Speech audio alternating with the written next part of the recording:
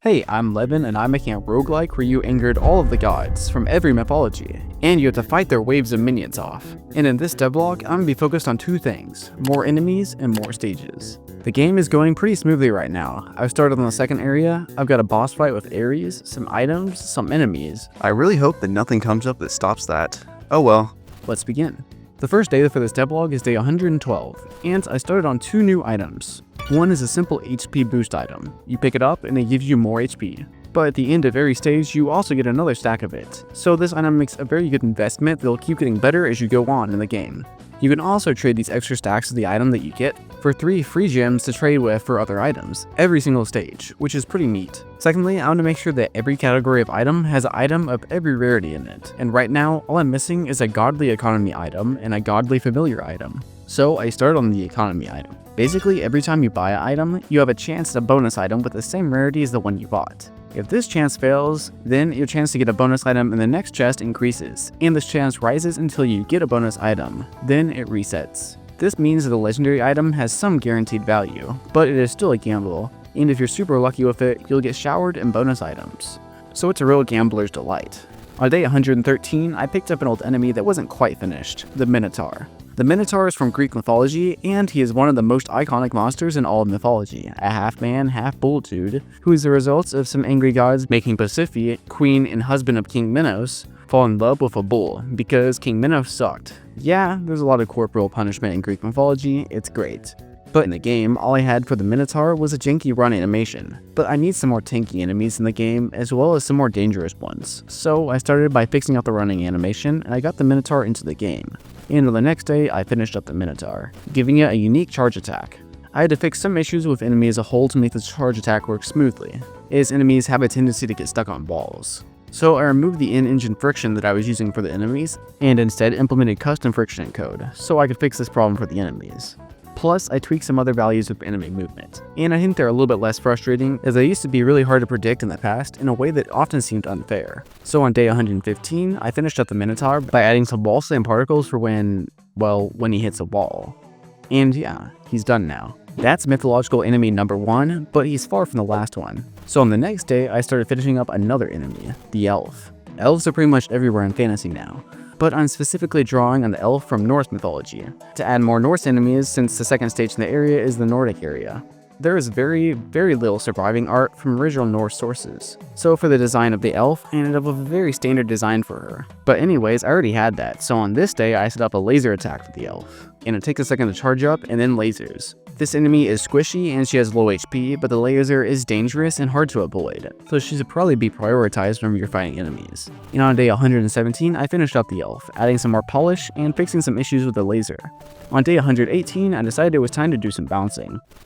This was the beginning of the end. Okay, so I'm bouncing a roguelike. It's hard and I have no idea what I'm doing. Making a game that uses lots of randomization to keep it fresh sounds cool. And it is, but you have to make sure that the random stuff that comes out of your systems is actually fun. Right now the game is okay, but it gets way too chaotic with too many enemies and items way too quickly. And unfortunately, to solve this, right now I've just been playtesting endlessly and making slight changes to values. But that hasn't been working, so I need to make some more improvements. I need to give myself more tools to bounce the game. So I added a new step to spawning, a max enemy cap. After this cap is hit, instead of spawning new enemies, the rest of the spawner points are used to upgrade random enemies to more expensive enemies. For example, a goblin could be upgraded into a minotaur. Plus, I also took the time to add special waves, where only some set enemies will spawn. For example, there's a special wave where only goblins spawn and the max spawn cap is turned off. These should add some interesting events to your run, and each wave has a 10% chance to be a custom one.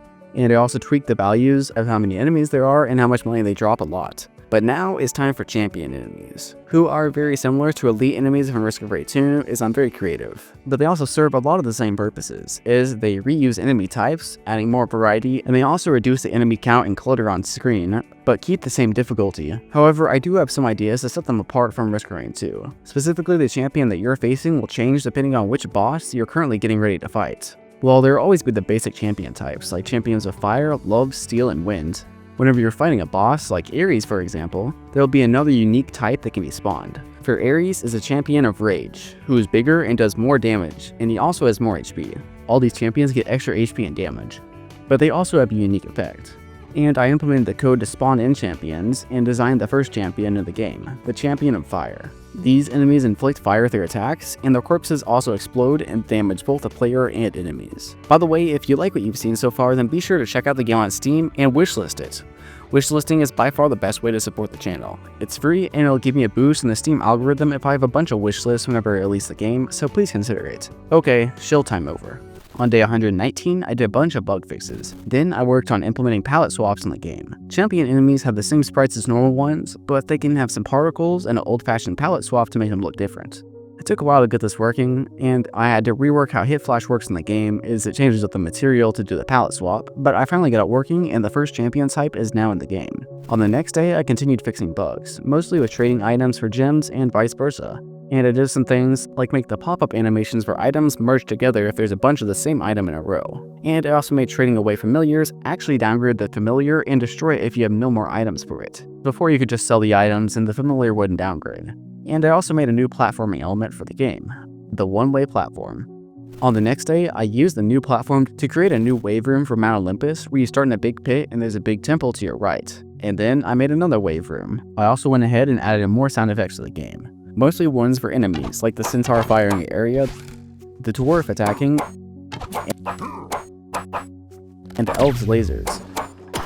And on day 122, I did more bouncing, reducing chest prices back down to $25 as 50 just seems a bit too high. And to fix the problem of you getting too little money at the start of the stage and then too much at the end, I reduced the amount of money the enemies drop as the stage goes on. It's really not all that noticeable in game. You're still able to buy more items towards the end of the stage, but it's not way too many items like before. I also finished up some old items, like the Seeking Bee item. Plus, I added a new crit item, the Smoking Mirror.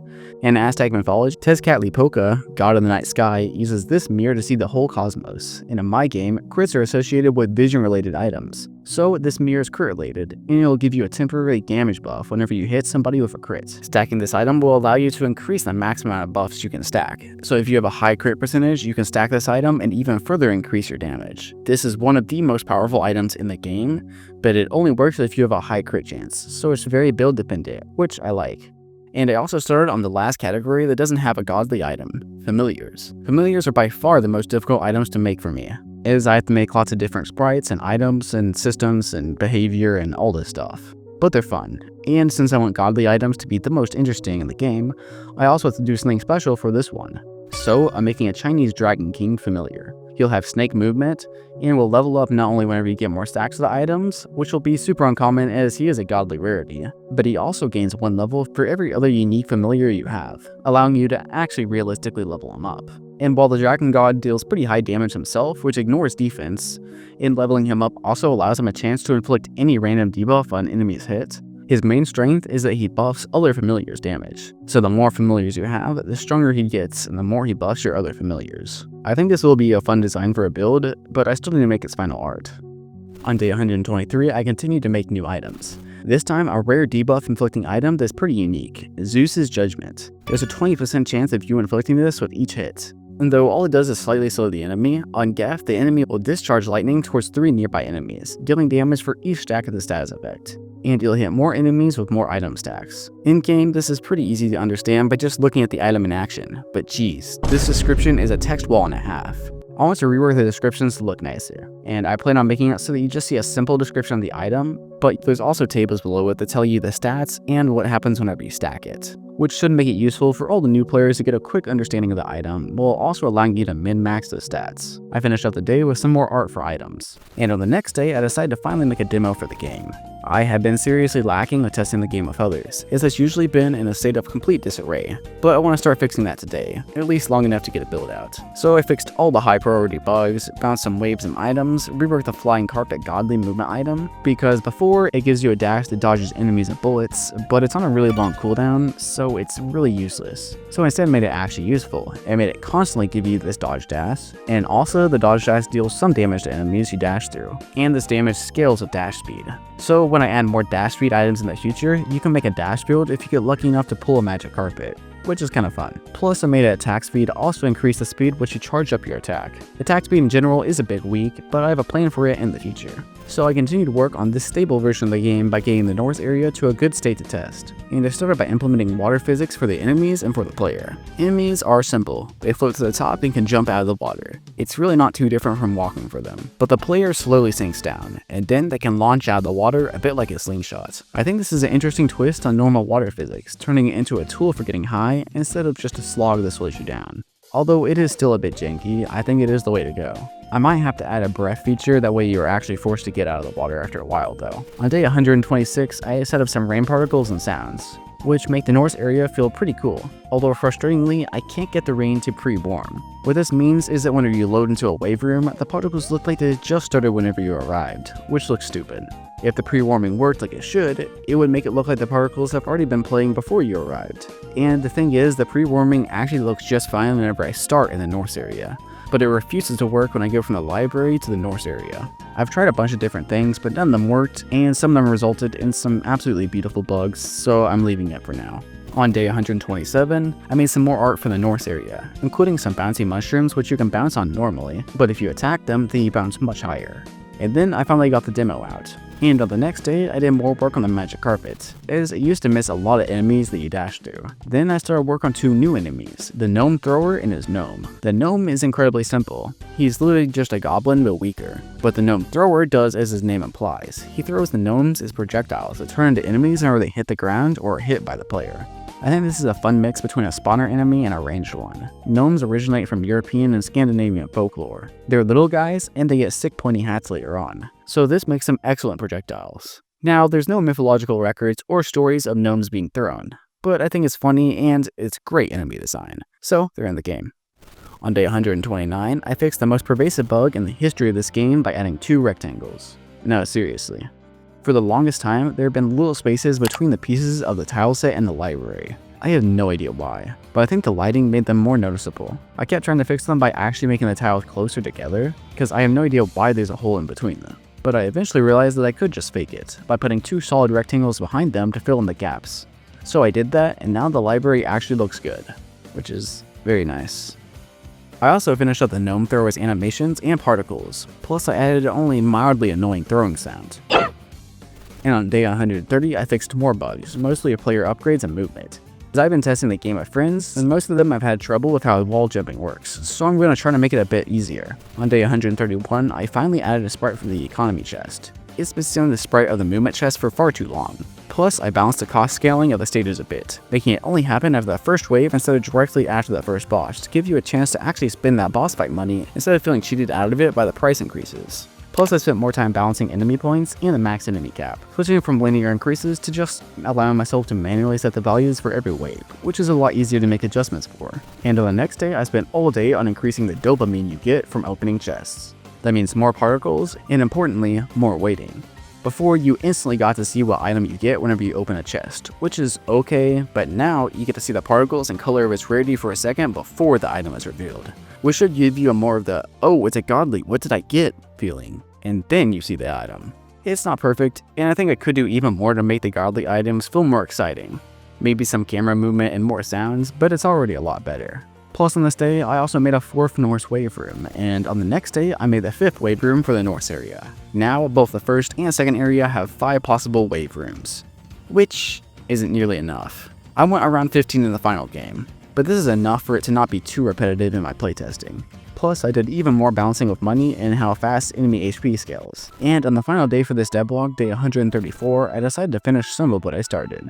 Finally, I'm making art for the godly economy item that gives you a chance at getting a bonus item, the Lucky Cat. I promise more cat-themed items and enemies in the future. It's very unfortunate that this is the first cat that I've ever added to a game. I will do better. Plus, I made proper sprites for all the stats effects in the game, and got the Dragon King to have some pretty good art, even if the snake movement looks a little bit weird right now whenever he stops moving. But yeah, that's all I did for this devlog.